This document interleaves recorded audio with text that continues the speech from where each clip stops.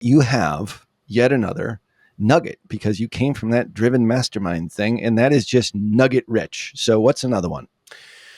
This one's dirty. It's a dirty trick, Ralph. Dirty. These Must have come from Perry. These are my favorite. This one's mine. I come up with all the dirty tricks. Perry just uses them better than me. This would have won me Wicked Smart if I was allowed to compete in Wicked Smart. This is how good this one is. Yeah. Okay. If you don't mind me patting myself on the back. So, you're building it up way too much, and now people are going to be like, no, it's even better than how I'm building it. Like people are going to be like, oh, you know what? He set the bar high and then he hurdled it.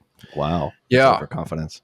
You have to commit now. I'm too deep. I can't backpedal. The pressure's really on. So what many people do not realize is you do not need to use the same URL as the origination of the traffic in your remarketing. I'm going to say that again in a different way. If somebody clicks on an ad or even finds you organically and goes to your website, and your website's abc.com, when you run a remarketing campaign, that remarketing campaign is based off of a pixel that could belong to any account. So you could remarket for xyz.com, which you think like, okay, that makes sense. Fine, that's benign, But here's the dirty trick, which I love. If somebody goes to Perpetual, or if somebody goes to tier 11, let's say they go to tier11.com, and then they leave, the thing that you're used to doing is remarketing tier 11. Hey, come back. We love you. We want you. We need you. But what if they started seeing editorial ads, content videos from agencynewswire.com talking about the best agencies in the world, and tier 11 just happened to be number one every single time? And now I see you smiling. I hurdled it, didn't I, Ralph? Like this, it's a dirty little trick, man. But especially with remarketing, I know how it's done. That's why I'm smiling. But anyway, keep going. With remarketing being effectively free, you're taking somebody who is interested in you, and because people A, don't know how remarketing works, and B, don't even realize when they're seeing a remarketing ad, all of a sudden they're gonna think, oh man, that was the agency I was just looking. I didn't know they're number one. That's award-winning. Yeah. Look how handsome that man is with his beard and his football shoulders.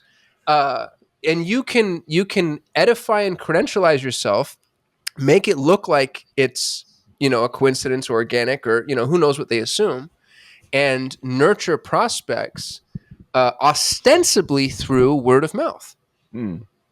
Yeah. I like it.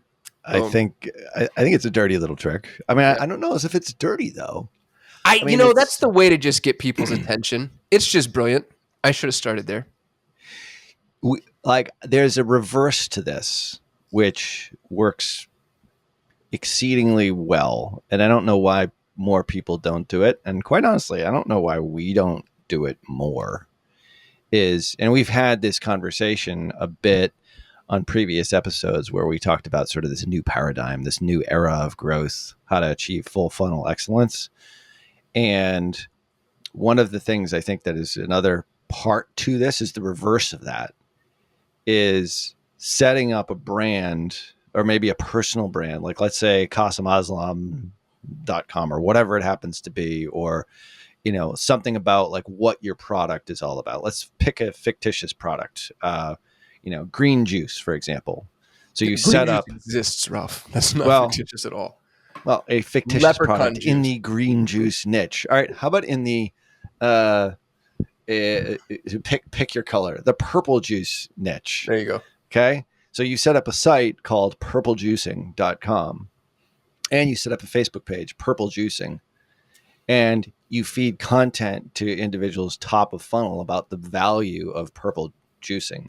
And in your retargeting, you send them to the product. Send them to your purple juicing product. Interesting. So this could be like a yin and a yang, where your top of funnel is editorial, your bottom of funnel is conversion, and then your bottom of the funnel remarketing is editorial.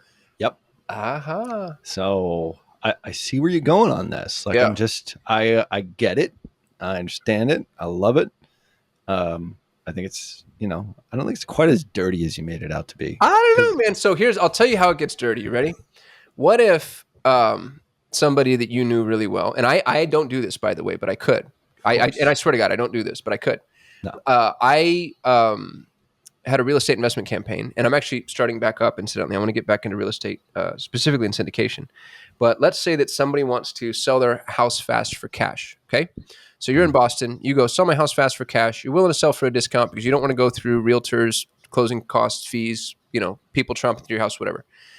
You land on my website. You think about selling your house. To me as an investor, you leave. And then all of a sudden you start getting editorial content from, the Boston real estate watch.com saying the market's about to collapse, time to get out, cost per square foot is Oh, dropping, jeez. average Yeah. days on market are spiking, this data point, this case study, this whatever, whatever, whatever. And I don't just do that with one site, I do that with 15.